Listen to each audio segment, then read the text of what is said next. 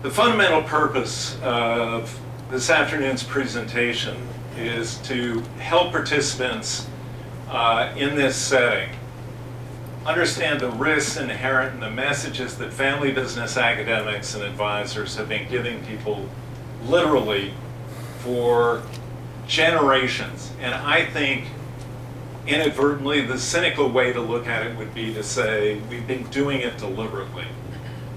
And to explain our latest thinking as at Harvard Business School and Banyan Family Business Advisors regarding best practice management and governance principles that lead to high performance family businesses, committed shareholders, and healthy families.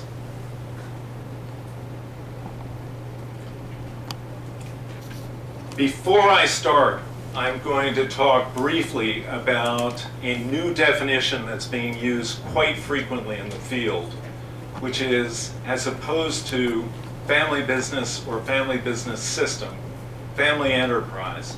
Do any of you know when I say family enterprise what academics and family business advisors are talking about?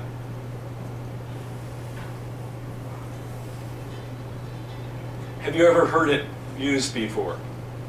Family enterprise as opposed to family business. I'll refer to it later in the presentation, but essentially it is the family business system, non-core businesses. For instance, the family has real estate or new ventures, financial and liquid assets, stocks, bonds, cash, family assets, primary homes, vacation homes, art, and philanthropy, important family activities such as social, religious, community, and political, and family life. It is a broader concept of what the business family is about and places in which family members, whether they are blood relatives or they are spouses, can play some kind of important role in leadership and in governance of the family enterprise. And our sense is this expanded definition leads to a healthier way of looking at what business families are doing and how to develop talent overall, whether they are related by bloodline or related by marriage. So we'll come back to that. How many of you have seen this model before? It's called the three-circle model. This is wonderful. Most places we go, everybody has seen this. Has anybody seen it before? Terrific. Can you explain where it came from? If you can't, it's fine. It was developed roughly 40 years ago at Harvard Business School by my long-term friend and colleague, John Davis, and by his mentor at Harvard Business School when we were both there doing our dissertation work. And it is the seminal conceptual framework that is used for understanding family businesses. What do you see when you look up there? How many circles? How are they labeled?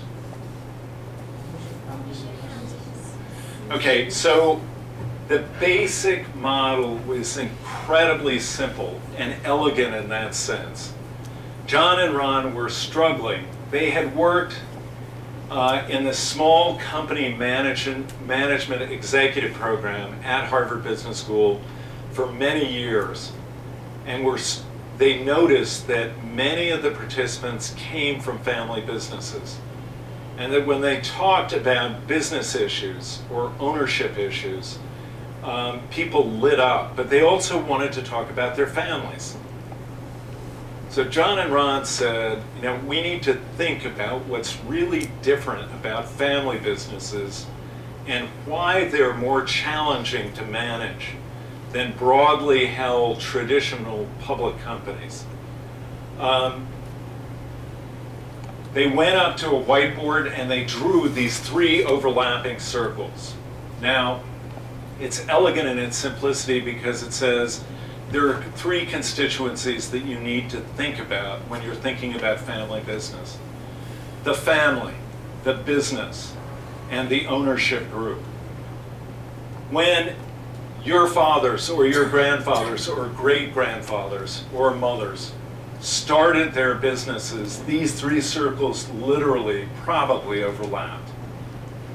Everybody, the circles were right on top of each other. Everybody in the family was working in the business. Everybody was an employee, even if you were young, or if people in the family were young, and everybody either behaved like an owner or knew that they were going to be an owner at some point. Please forgive some of these slides because they're not quite sensitive enough to some of the inheritance laws in the Indian subcontinent, particularly in India, and reflect more of our experience in Asia, in Latin America, in Europe, in the Middle East, and also in North America. But I think the basic concepts are relevant. Now, elegant in its simplicity because you've got three constituencies, but what do you see about the overlaps in the three circles? If you look at the spaces where the overlaps are, how many different discrete areas are there beyond the basic three? 7.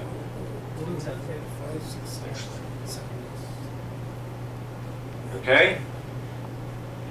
This is part of what makes family businesses so challenging.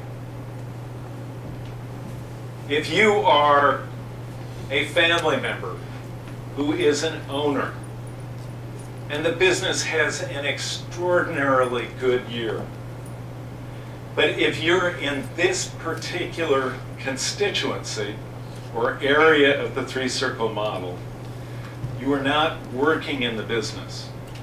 So you may be a family owner, but not a family owner and employee.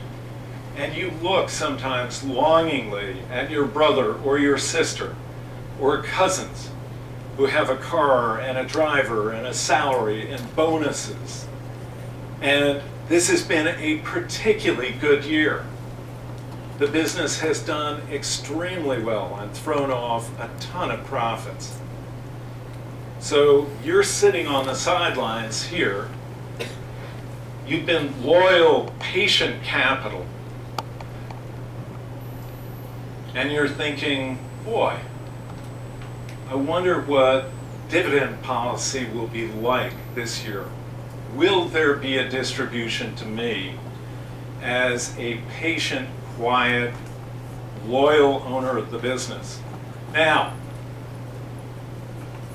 if you are a non-family executive working in the business, and maybe a top executive in this company, and you see that it's been a very good idea, a very good year, who do you think has contributed to it being a very good year? And all of these profits that are being thrown off.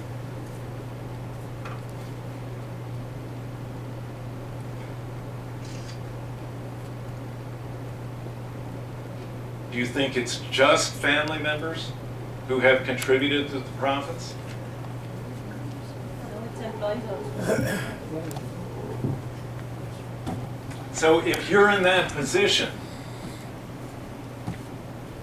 if you are here, top executive, who has worked extraordinarily hard, and perhaps it's your division that has been the most successful, then what are you thinking about dividend policy? If there are profits there, where would you like those profits to go? Bonus. Big jump to the A CEO. bonus! Your answer was? Big jump to the CEO. Well, but the CEO may be a family member, Yeah. right? Might be a family member. So you also, as a non-family executive, might